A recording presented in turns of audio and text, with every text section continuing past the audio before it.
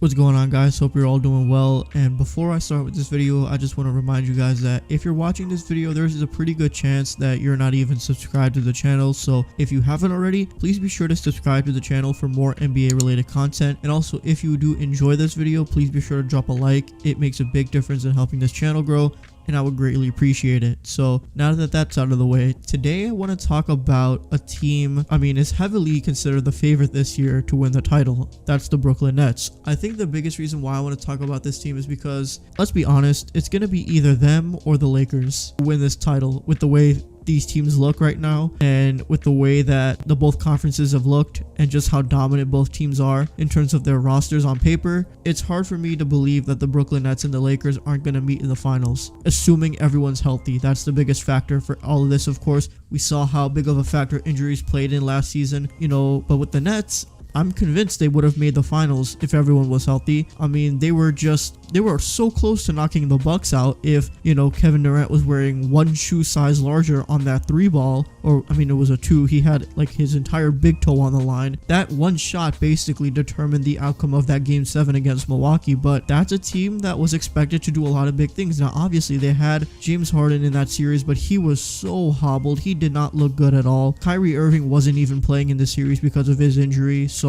the Nets were depleted. So when you have that with Kevon Durant basically doing everything possible and, against a Bucks team that had more depth and was more healthy and had everyone doing the right thing, it was too much for Brooklyn at that point, right? But they were very close to doing it. They were very close to knocking out the Nets, and if they did that, then who knows? Harden would have gone more healthy, Kyrie could have been more healthy, and they could have made the finals and won the championship. But we're looking past that now. We're on to this season, and this team actually looks pretty different compared to what they had last season. They were pretty young on the bench, with the exception of their starting 5. Their team was relatively young. They had a lot of guys that were really inexperienced or just fresh into the league.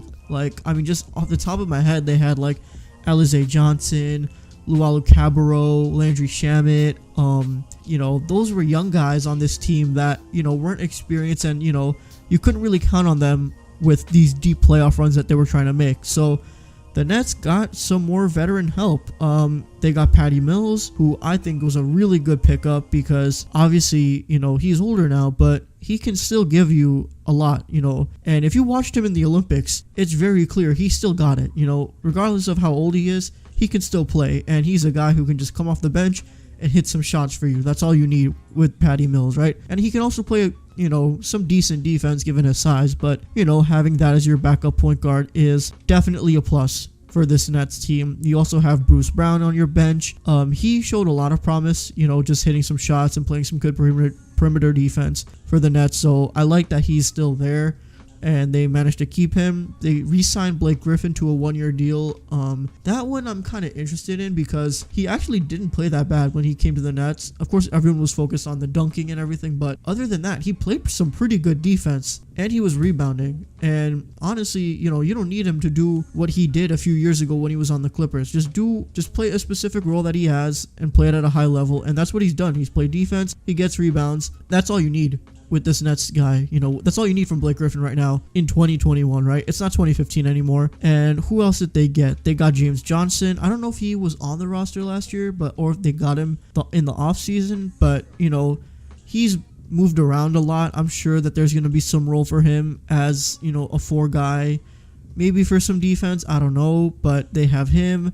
They got DeAndre Bembry, who I remember was on the Hawks, but I don't know where he was last year. Maybe, was he on the Hawks last year or he was somewhere else? But I think he's younger too, so maybe we'll see what he can do. Javon Carter, they got from the Phoenix Suns. They traded Landry Shamet, so, he wasn't really doing much for the Suns last year, which, actually, that's not true. That's not true. He actually was pretty decent when he played. The only thing was that Cameron Payne basically took all his minutes because of how well he played in the playoffs. So, Javon Carter could be somewhat of a role. He's on the depth chart, he's basically like a 3rd string point guard, but you still have him there, and I'm sure he can do some things. Cam Thomas showed a lot of promise for this Nets team. Nick Claxton was also a guy who I'm a really big fan of, and man, Nick Claxton, I hope he's the starting center I don't think he will be, but I feel like if he was the starting five on this team, he could really do some pretty good things. I was really impressed with what I saw from him in terms of just his defense and his inside presence. It was so big for them, and I think he can really take another step this year. Are the Nets going to start him? I doubt it, especially since,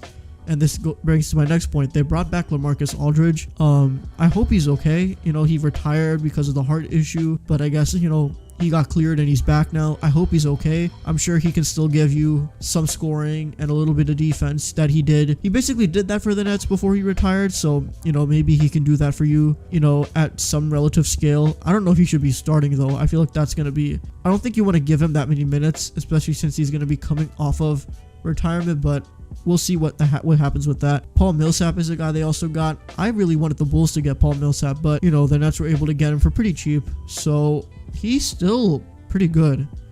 He was on the Jazz last year, I believe, and he's been pretty good everywhere he's went. Obviously, he's not the all-star that he used to be when he was in Atlanta, but he still can give you some defense and get you some shots every now and then. I think he was a pretty good post player too, so, that's something good for the Nets. I mean, just looking at this Nets team, they're not as deep as I thought they were after looking at their chart. I know they're going to be the favorites in the East. That's no question with the way the star power is with Harden, Kyrie, and KD.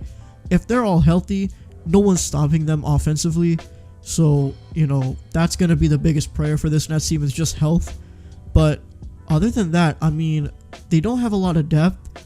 But again, what we saw last year, if they do play together, they're going to do a lot of damage. I think it's hard for us to say how good they're going to be exactly because they didn't really play much last year. I think the big three only played 7 or 8 games together, and they barely played with each other in the playoffs, like maybe one time in the Boston series. But yeah, that's, this team really didn't get to gel as much as we thought they would. And I'm sure adding James Harden during the season probably threw a hitch in that too, but this is going to be an interesting season for them, what they're going to do. The expectations are high. You don't trade everything to get James Harden. You don't sign Kyrie and KD to be a second round exit. You sign these guys to win a championship, multiple, given that these guys aren't terribly young, right? They're in their late 20s, early 30s.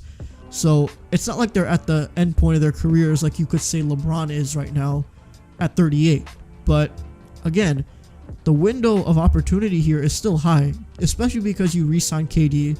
And you're probably going to sign Harden and Kyrie for another 4 years. So you're going to have a lot of opportunities with them. But this year, there's going to be a lot of expectations for this team. Now, can they do it? To me, they're the favorites to get out of the East. I don't even think it's a question. The Bucks are going to give them a hard time again. And they're the only team that I think can stop them. The biggest thing for me is the Bucks barely got past them without Harden at 100% and without Kyrie.